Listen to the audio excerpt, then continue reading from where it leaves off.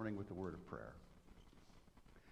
Our Father in heaven, we thank you for the blessing that you give in being able to gather together today, to have the freedom to do so, Father, to be able to join with one another and to learn more about your word and your will.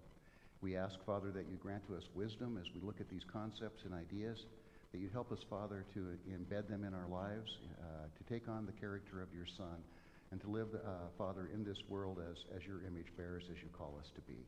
We pray these things in the name of your Son, Jesus. Amen. So, last week we were talking about this idea of, does it sound a little loud to you?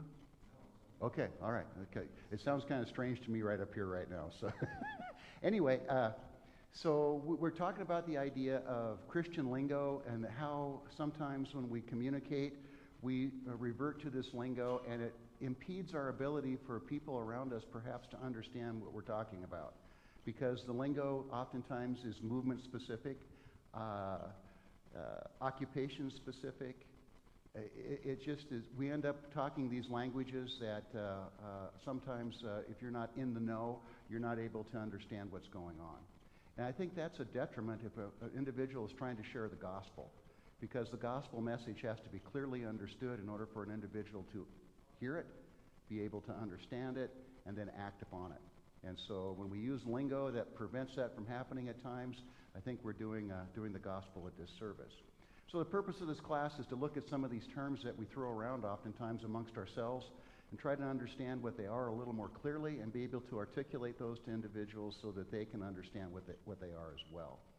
And so we started off with the idea of an image bearer last week. And remember, we began with the building out of the idea of the Declaration of Independence and what our founders said in regards to being created equal, and how that in turn, that language brought forth the idea of a creator. And we distilled it down to this idea, through these ideas that, you know, none of us are really equal from a worldly point of view. We're tall, fat, short, smart, dumb, you know, it all varies. And as a result of that, we look at that and we go, how can you say from a worldly point of view we're equal? And if you take it down to the basis of what the founders, I think, were looking for, they're saying that in our humanity we are equal, that as humans we are equal. But does that really reflect what God thinks of us? Is that, I know that we have unique characteristics and unique attributes in being human. We have the ability to reason, we have free will, we have the ability to have abstract thought, and we have the ability to articulate those things, to communicate, and to exist in a fashion with each other, being able to share those abstract ideas with understanding. And so that makes us unique as compared to the rest of creation.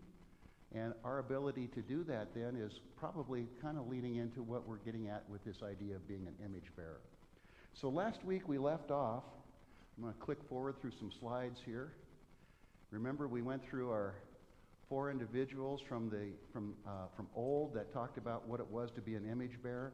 And remember, the common thread that they had through most of their ideas was this idea that we are created with intellect and free will.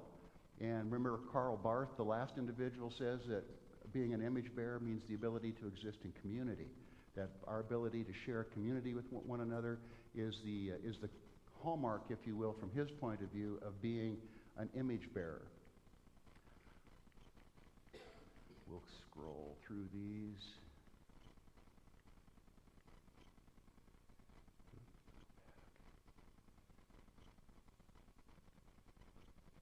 Okay, so this is where we left off, the 4 states of image bearing. And remember, we talked about that being an image bearer before the fall, when you were Adam and Eve in the garden. The image that you bore at that particular point in time was the image that God intended initially. That is what we were called to be. That was what we were created to be. It was what Adam and Eve, those characteristics that they possessed. The next state we find our image bearing in is image bearing after the fall. That our image somehow has been distorted by what occurred in the fall, and that we don't have the same image that we did prior to that.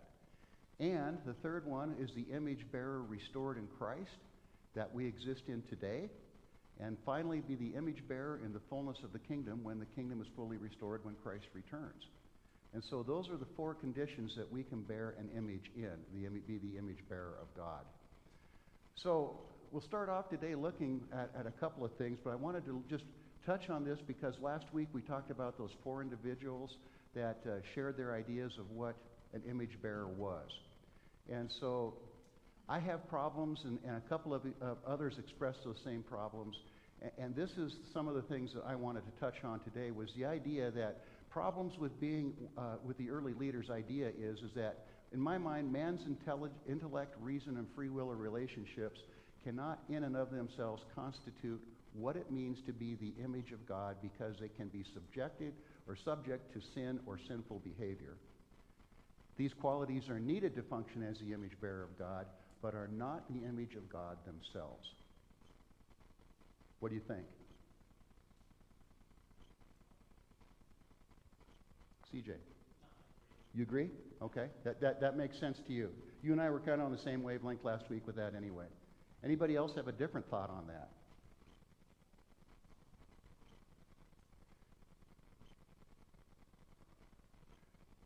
Without intellect and free will, man cannot properly worship God. Would you agree with that statement?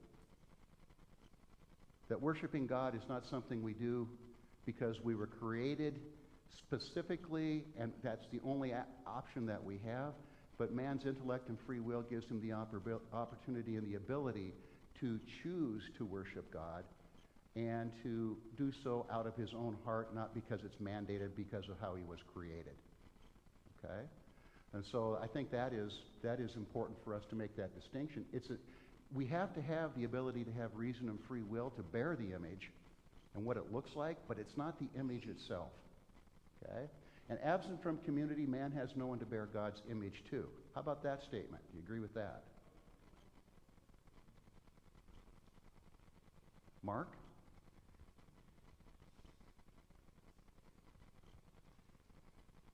You should take exception to that because you're a creation guy.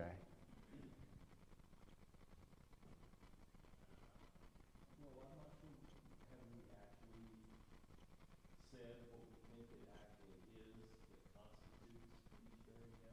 No, we haven't. But it's I'll speak when we get there. okay. But and I want you to, because it's important that you do, because okay, the community aspect that we share with one another is critical for us to be able to bear the image of God, but it doesn't end there.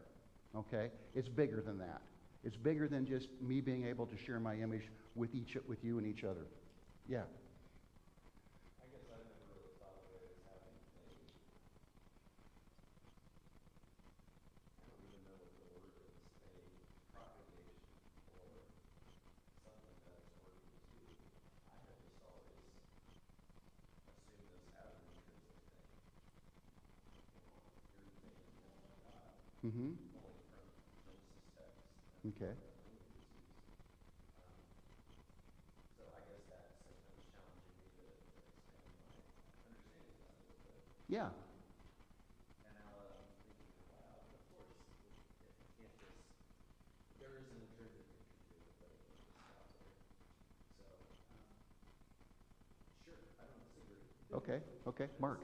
Yeah. Okay. I will say that I think I was kind of taught earlier in my life that having a soul is what constitutes image bearing. Okay. We were different from the animals because humans had a soul and animals didn't. Okay. And that was a big part of image bearing. Yeah, and I would agree with that early on. I probably had the same idea, that image bearing was this idea that because of our uniqueness, the uniqueness of humanity and God's creation, that we have something special and different than the rest of creation. And that somehow conveyed the image of God. CJ, you had a question or comment. What's that? When we're looking at the state of the final community, what context are you talking about? Community or lives? It is. And I use it from the standpoint, I think, from the idea of being human. Okay, the idea of community being just humanity in general. That we're created to be able to bear our image, our God's image, to that community as a whole, not just as a Christian community or this Bible study community, but bigger than that. Okay? All right? Kathy. So, and that's why God created Eve, because he didn't want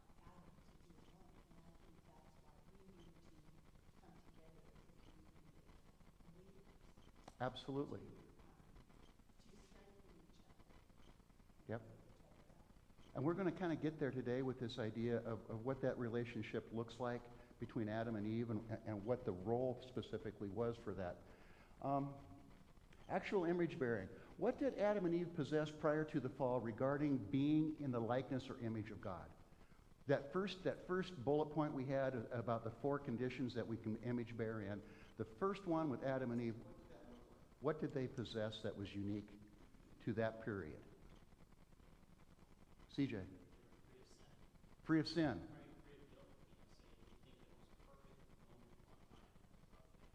Okay. All right. So there's this idea then that they're not blemished yet by the choices that they've made. Yeah. All right. And they're faced. Okay. And I want to kind of, that's a great point. And before I get to, go ahead, Kathy, with your comment.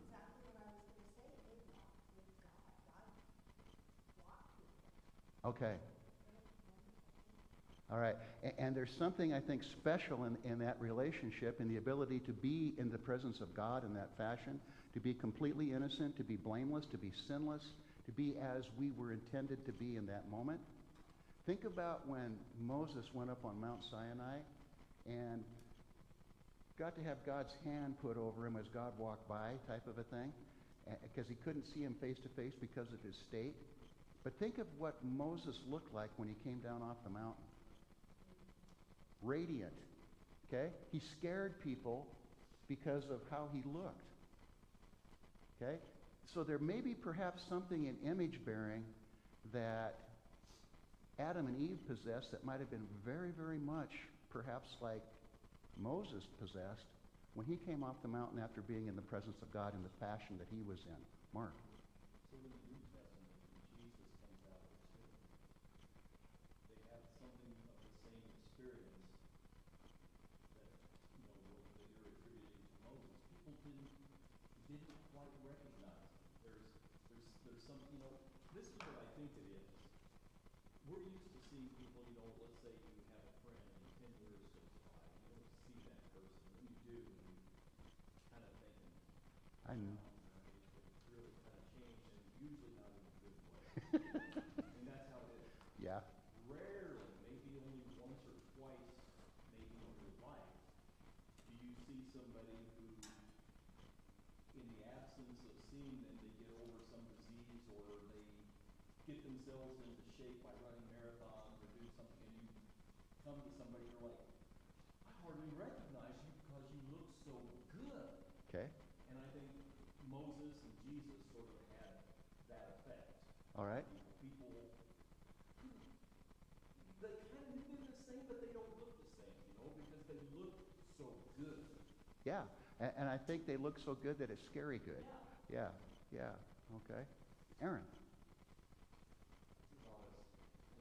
It's kind of been a struggle for me to define this over the years, just because when it's first used in Genesis 1, there is no definition. There's no real definition of God, and then it sort of clarifies that same likeness. So we're kind of trying to fill in the gaps. Yeah. Maybe what we're doing right now. For what it's worth, in Genesis 1:26, after God says, let us make man in our image after our likeness, then he says, and let them have dominion over the fish of the sea, birds of the heaven, livestock, over all the earth, and over every creeping thing that creeps on the earth. Mm-hmm. It's hard for me to separate that statement from the one that came right before it. Certainly. So having dominion over the created realm has to be part of that somehow. Yeah. I'm putting a question mark on that because I don't really know necessarily what that means. Maybe this is back to your question on community and this sort of outward extension of what it means. Anyway, so we don't have a lot to go on. We have those two statements. It's hard for me to separate them because they're right next to each other. So before the fall, something about being named in this created. Okay. Did everybody hear what Aaron had to say? Okay, he was talking about the idea that in Genesis 1:26, when it's defined, it says that he says, let us create man in our image and our likeness, let him create us. And then it goes on to say, and let him rule over and have dominion over this creation. And so he says it's hard for us to be able to say there's two separate things there where the statements kind of run together in this idea of what he's created for. He's created in his likeness for a specific purpose, okay? And we should not neglect the purpose when we're looking at what that image actually might be. Donna?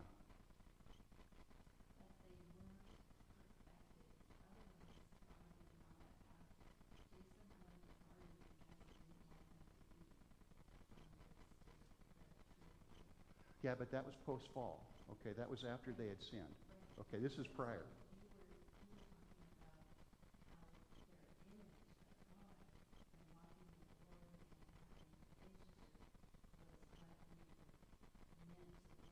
Mm-hmm.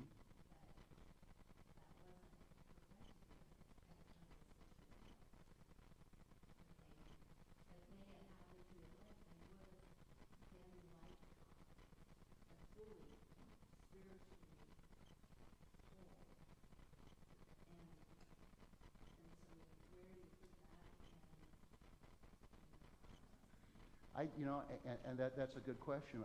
I don't know where the tree of life aspect fits into it. I know that we were probably in that state, that initial state that we had in the created state, we were in perfect harmony with God because he created us for that, and we lived out of that at that point in time.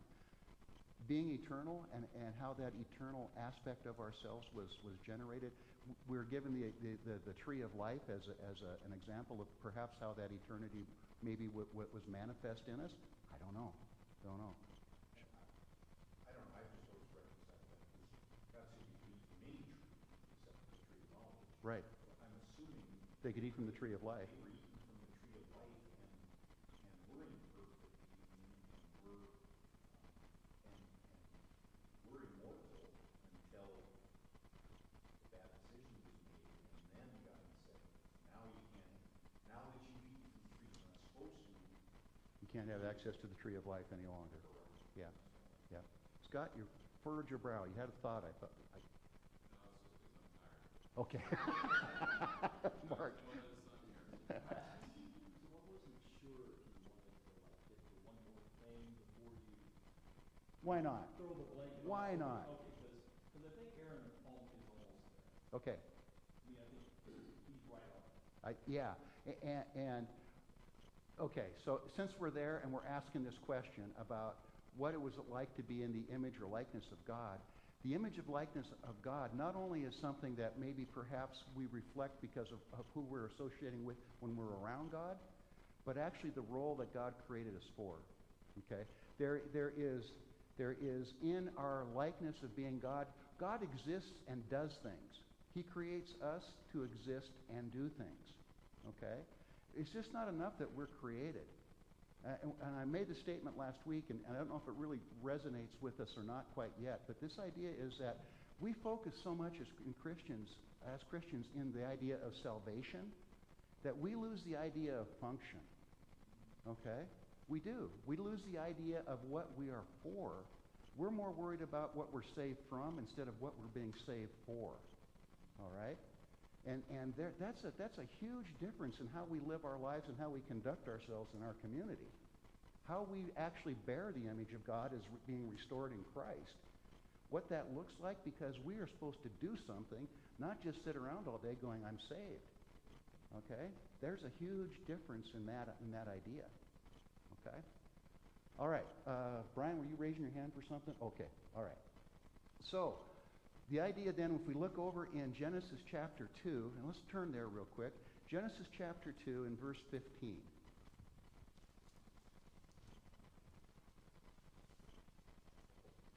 Genesis chapter 2, verse 15, it says this.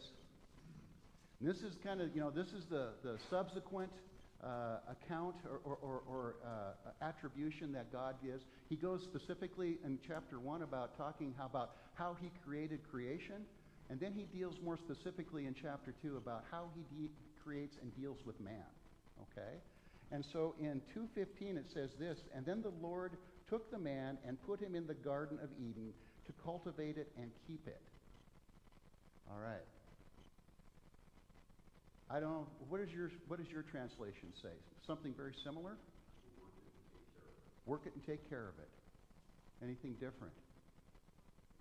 Work it and keep it. Okay? Actually, that's probably,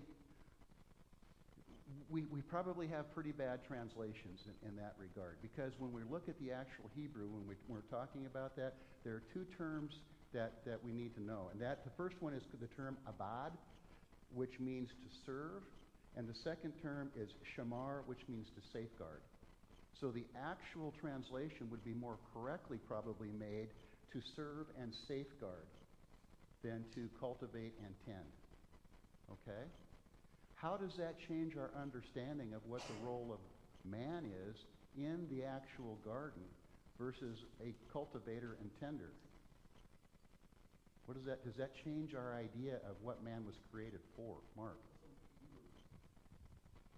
I think what makes us like God is that we are created to carry on the creation project Okay. and to take the sort of the raw resources and whatever that are provided and then make the world into something that reflects the goodness of God. Okay. And I think we've drifted away, I think, from what you were saying earlier about being saved means that you live as a saved person. You perceive what it is that we're supposed to be doing as co-creators, and you are transformed and you live that way rather than just believing something or saying that you believe something that's technically right according to scriptures.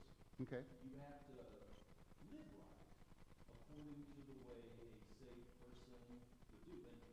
And I think one of the things that we don't emphasize enough is that Jesus' resurrection broke the power of sin and death so we can return to this project. Okay. Yep, you're right. Here's the thing I want us to take from this is that in Genesis 2:15, this idea of serving and safeguarding is far, far different than the idea of tending and planting and cultivating. Okay? They're not the same thing.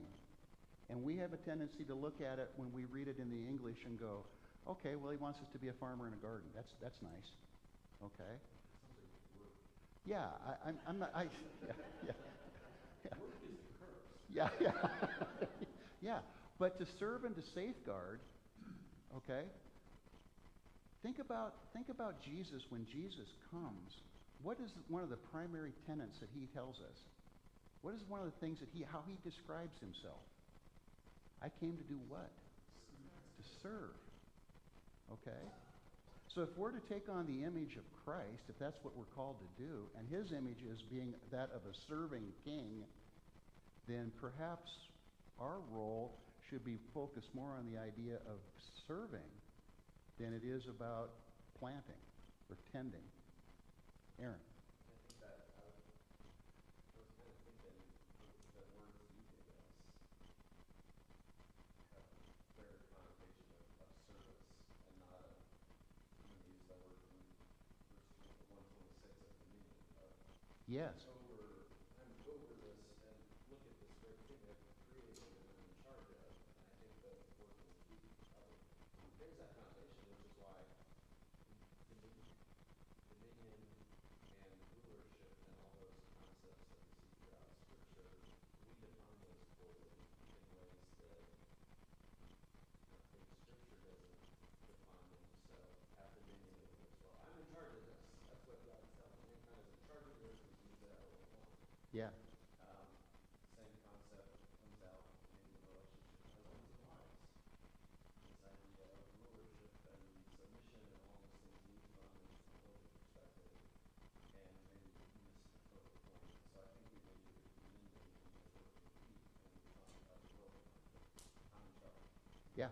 Yep, And exactly. this is what you're saying, the service aspect. To serve it. Yeah. Okay.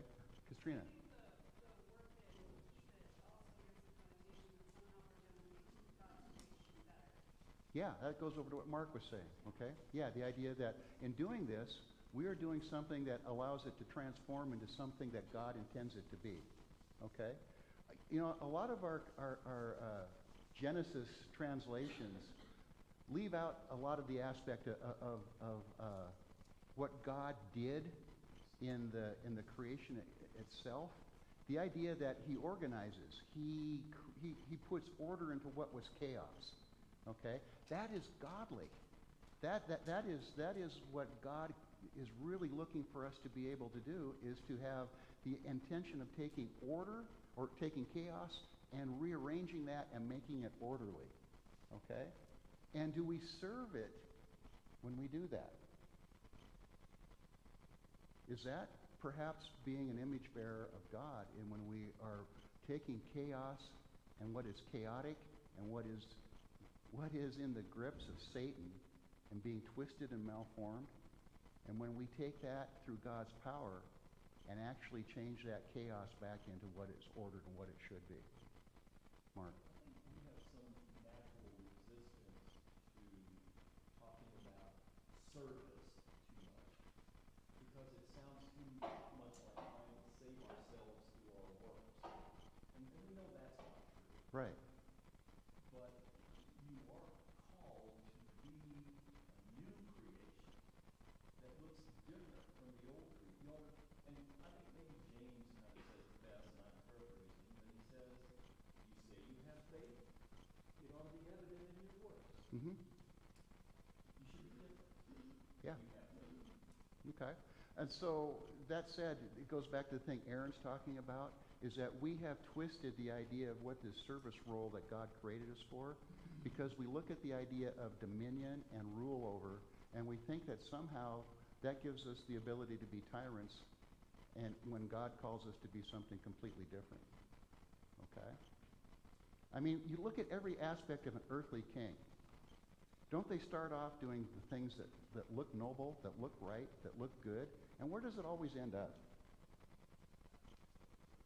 Self-serving. Ends up at the end of the day that I'm the object of the worship, and I'm the object of all the adoration, and I'm the object of everything that you should do should be focused on me. That's what kingship in the world looks like. Okay? God's saying that kingship in the world, from his perspective, looks something far, far different. CJ.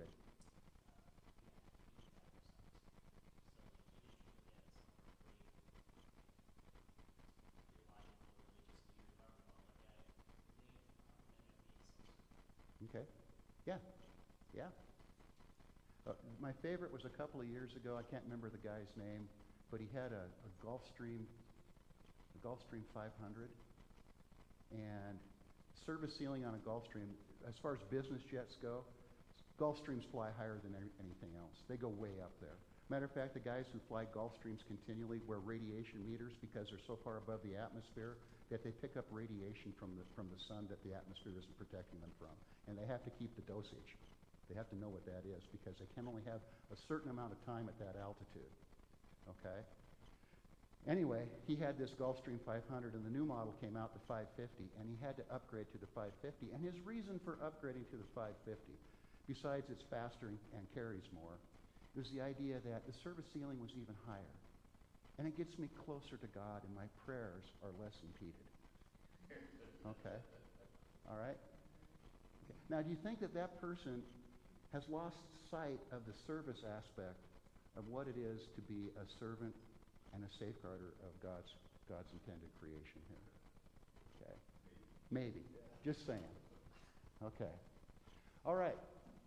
So, Adam and Eve are not just created just to run around in the garden and have fun. They're created for function and purpose. That function and purpose is to rule over the garden, but not from the standpoint of ruling over it perhaps as a human king, but ruling over it from the standpoint of what Jesus would do as a servant king.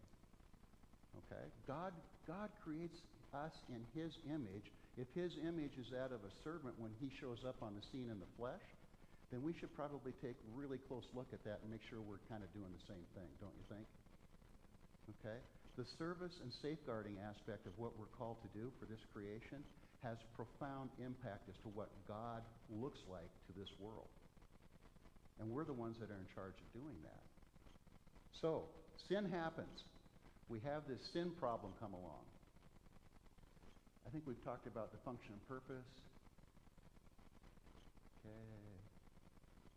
What aspect of image bearing that Adam and Eve had in regards to this ability to serve and safeguard, what was lost in the fall in our ability to be able to do that?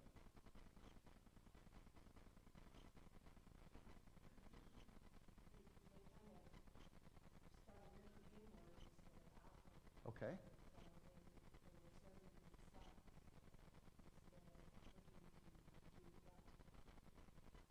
Great. Any other thoughts? Christina?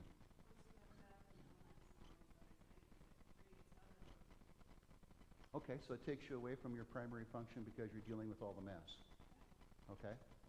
All right. Do you think it was probably easier to serve and safeguard creation prior to sin entering it than it is now? Yeah. I mean, all you have to do is look over at Genesis 3 and see what God does in cursing the creation to understand that the workload got increased substantially over what it was prior. Okay? Not only now do I have to serve and safeguard, but I have to deal with all the chaos and mess that I created on top of that. Okay, my workload just got doubly hard. And so as a result, what happens to us when we're trying to bear that image? What do we focus on? Do we actually focus on the service and safeguarding, or do we focus on the mess that we make? Yeah. I'm more busy cleaning up my own mess than I am worried about taking care of the creation. I'll be honest with you. Okay? That's just how life goes. And, through the power of the Spirit, as, in state number 3, where I'm now a follower of Christ and have the power of the Spirit present in me, you would think that Spirit would be able to override my tendency to want to take care of the mess that I've made and worry more about God's problems than mine. But unfortunately, I'm still a broken image bearer, even with Christ's presence in me. I'm not fully restored to what I'm supposed to be yet. Brian? When in the fall, we lost the vision of the mission, how to accomplish it, what it was supposed to look like. Mm-hmm. Totally. Totally. Belinda?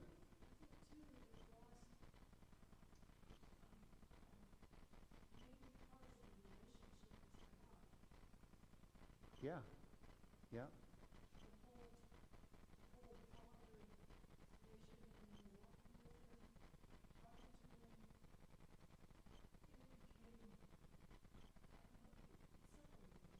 Yeah, okay. In the fall, there's a separation from God that we endure, and because of that, our relationship with God isn't anywhere near what it was prior to that fall.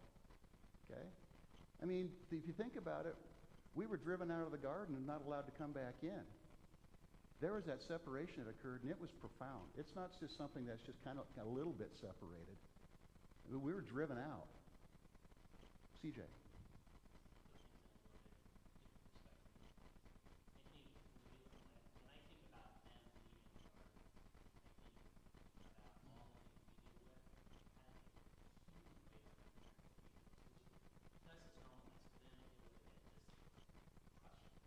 Yeah.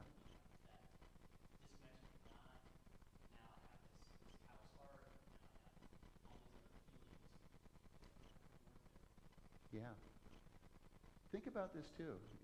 Going back to the thought of Moses, and Moses being in that momentary opportunity to be in contact with God, and coming off that mountain with his face shining the way it was, the idea of, wow, that is what it kind of looks like almost to be what an image bearer of God is supposed to be. Think about how profound a loss that was for Adam and Eve. Okay? It's not a case that they were drastically changed by what they endured, what they went through in that choice that they made. That choice was catastrophic in every aspect. Okay? All right, so is man capable of bearing God's image or likeness in a sinful state? Okay? I'm talking about state number 2, okay, where this is after the fall, prior to Christ. Okay? And I'm not saying that's I'm not saying one way or the other here. I'm just saying, is man capable of bearing God's image or likeness in a sinful state? You're not that time period. You're not talking about, we have the Holy Spirit now, but if I am in the moment pursuing sin, that would put me in a sinful state, or are you talking about that time period? I'm talking about that time period prior to Christ's coming. Okay? What do you think? I kind of think, this is just coming from me personally, but I got to think at times, yes. Yeah. It's Mother's Day, and a mother caring for her child, or all the beautiful things that mankind can do are beautiful either way. Okay? So Sometimes. Scott? Isn't the trickier question, is non-believing man capable? Oh, you're getting ahead of me just a little bit. Because that's, yes, 100%. Sorry. No, it's okay. What the second one there, how does sin affect the ability of God's image? And the third one, what image does man bear when he is in rebellion to God's will? Okay? I mean, I don't dispute the idea that you're talking about, that there's good and there are good things that I liken it to, have you ever played an instrument and heard an echo of that instrument?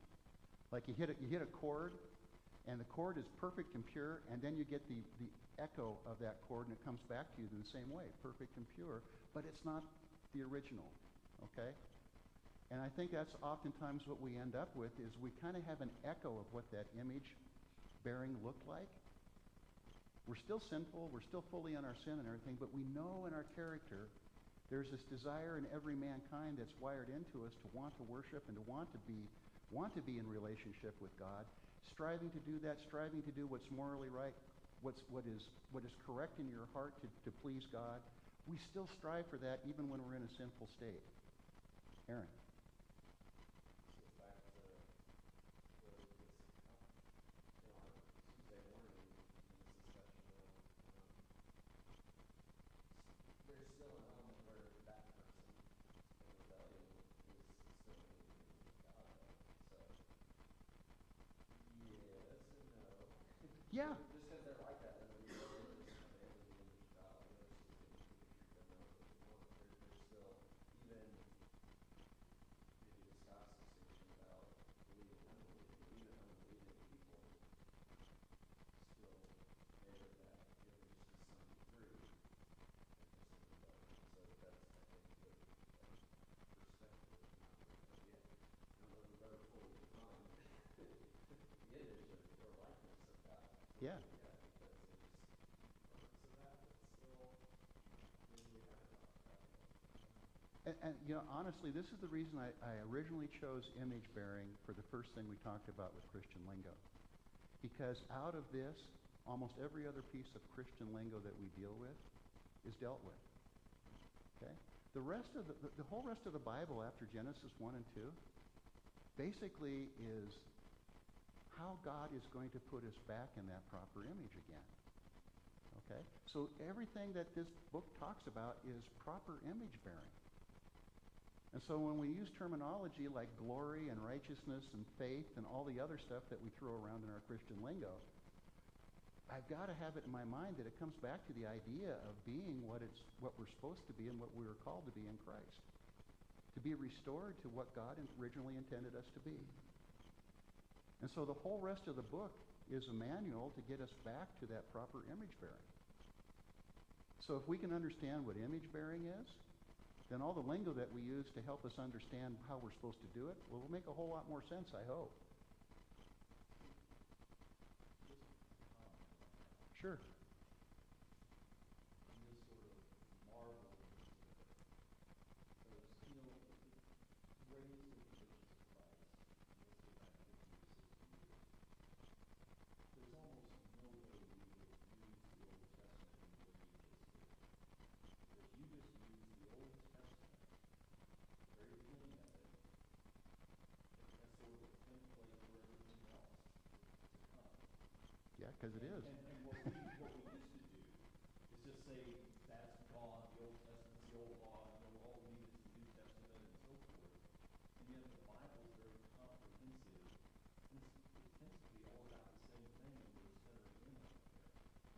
Yeah, I agree completely. This is not a, it's not a New Testament problem. Okay? This is not a New Testament solve. This is mankind and his circumstance dealing with his fallen state from the very beginning. From the very beginning, man made a bad choice. And guess what? God takes us through a process that we break into books and stuff, but the process is like a painting more than a book. Okay? It is a grand design that he lays out, and he takes us through this. And you know why he does that? I think it's because we do have reason and free will, that we have to come to our own conclusion. He could just tell us from the very beginning that, okay, this is the fix for Adam and Eve, and this is how we're going to get this done right now. But he doesn't do that because he wants us to mature and to grow into something different than what we were perhaps as... Once the fall happened, we have to mature out of that. If he just fixes it, guess what's going to happen again? Boom. We'll do the same thing again. And so what he does is he takes us and he's going to take us through this process to mature us and grow us out of this to a point where we are actually going to be restored to the image bearers he wanted us to be. Could he fix it? Bang, like that. He could do it. But does it do anything for us? And he loves us. That's the thing, is that he loves us, and so he wants us to be able to have it right with him. Okay. Yeah, well, and this brings up to the next point, is that you look at what happens throughout this story, this narrative and whatnot. Why can't man restore the ability to properly bear God's image? Why can't he do that in and of himself? What is lacking in man that prevents that from happening? Or what is present in man that prevents it from happening? CJ. What's that? Faith? Jesus talks about it even in the moment when people talk about what, right? And Yeah. then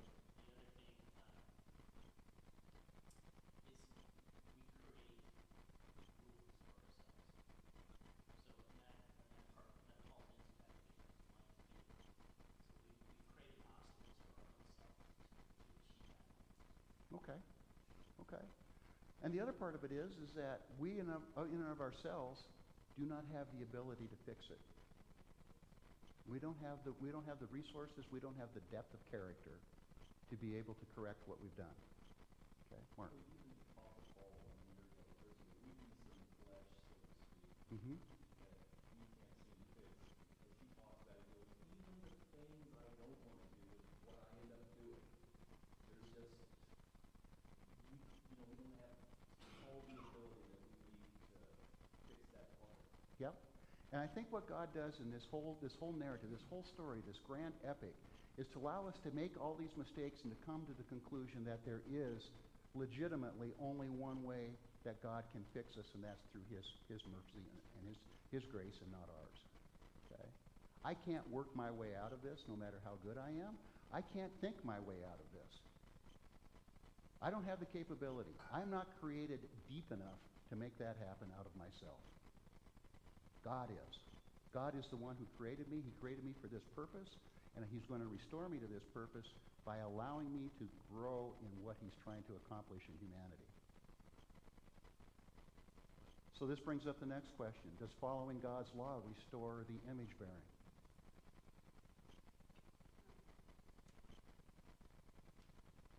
Yeah? Yeah? If you could do it. There you go. If you could do it, it would. If you could do this, it would restore you in an image-bearing capacity for God.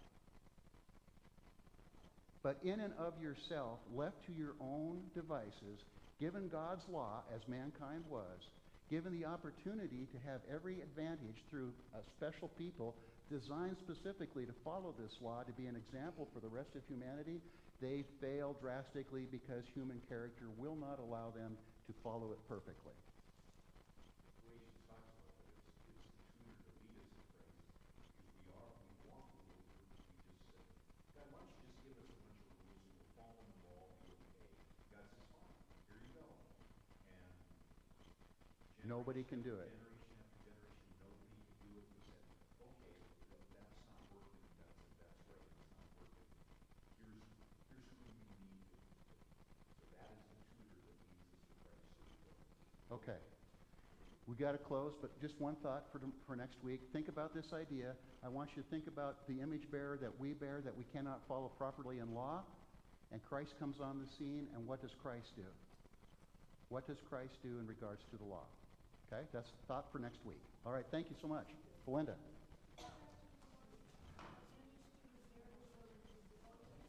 What's that?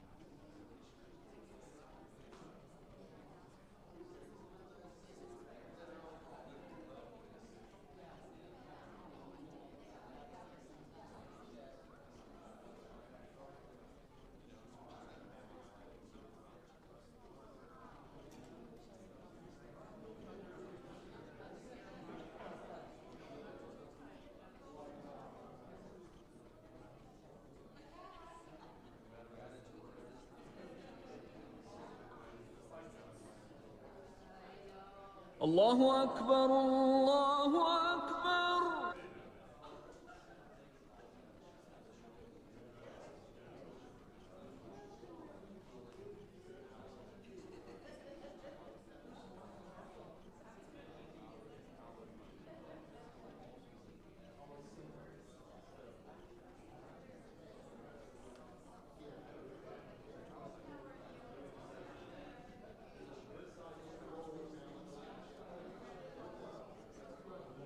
الله أكبر الله أكبر.